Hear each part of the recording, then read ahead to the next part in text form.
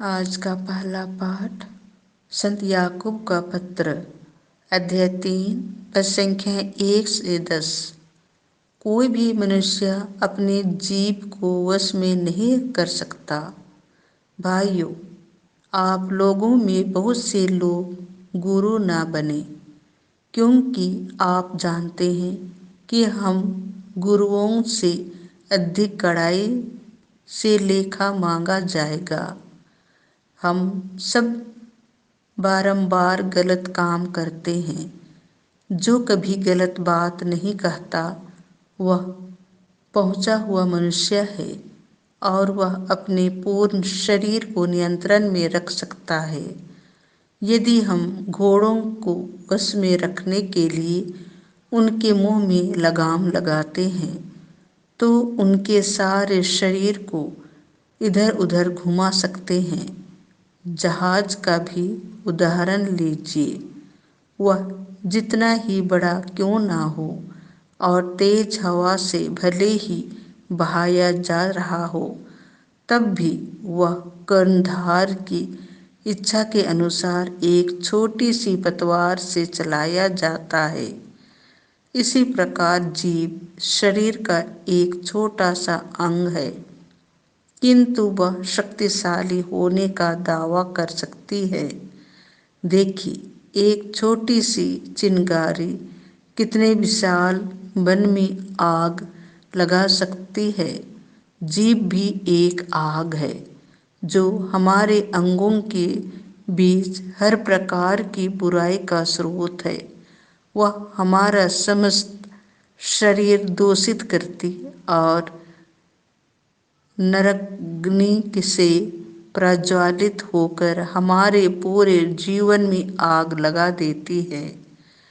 हर प्रकार के पशु और पक्षी, रेंगने वाले और जलचर जीव जंतु सबके सब मानव जाति द्वारा वश में किए जा सकते हैं अथवा वश में किए जा चुके हैं, किंतु कोई भी मनुष्य अपने जीव को वश में नहीं कर सकता।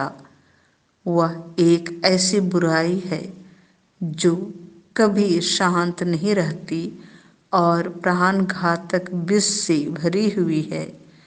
इस पर से प्रभु एवं पिता की स्तुति करते हैं और उसी से मनुष्यों को अभिशाप देते हैं, जिन्हें ईश्वर ने अपना प्रतिरूप बनाया है। एक ही मुख से मुख स्तुति और अभिशाप निकालता है। मेरे भाइयों, यह उचित नहीं है। यह प्रभु की वाणी है। संत मार्कुस के अनुसार पवित्र सुसमाचार, अध्याय 9, पद संख्या 2 से 13। उनके सामने ही उनका रूपांतरण हो गया। यीशु ने पेतरुस, याकूब और यूहन्ना को अपने साथ ले लिया और वह उन्हें एक ऊंचे पहाड़ पर एकांत में ले चले। उनके सामने ही यीशु का रूपांतरण हो गया। उनके वस्त्र ऐसे चमकीले और उजले हो गए कि दुनिया का कोई धोबी उन्हें उतना उजला नहीं कर सकता। शिष्यों को इलियस और मूसा दिखाई दिए। वे यीशु के साथ बातचीत कर रहे थे। उस समय पेतरुस ने यीशु से कहा, गुरुवर, यहाँ होना हमारे लिए कितना अच्छा है। हम 3 तंबू खड़ा कर दें, एक आपके लिए, एक मूसा और एक इलियस के लिए। उसकी समझ में नहीं आ रहा था कि क्या कहें, क्योंकि वे सब बहुत डर गए थे।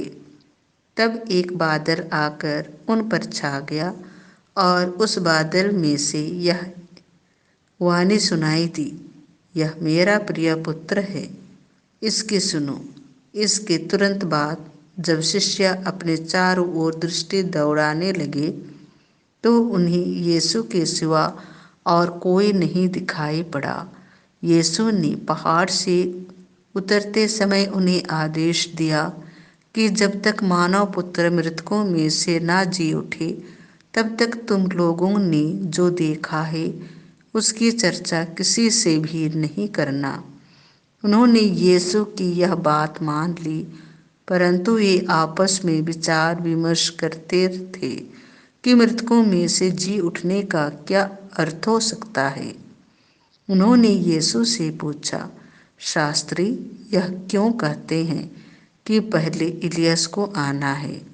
यीशु ने उत्तर दिया, इलियस को अवश्य पहले आना है और सब कुछ ठीक कर देना है। फिर मानव पुत्र के विषय में यह क्यों लिखा है कि वह बहुत दुख उठाएगा और तिरस्कृत किया जाएगा? मैं तुमसे कहता हूँ, इलियस आ चुका है और उसके विषय में जैसा लिखा है उन्होंने उसके साथ वैसा ही मनमाना व्यवहार किया है। यह प्रभु का सुसमाचार है।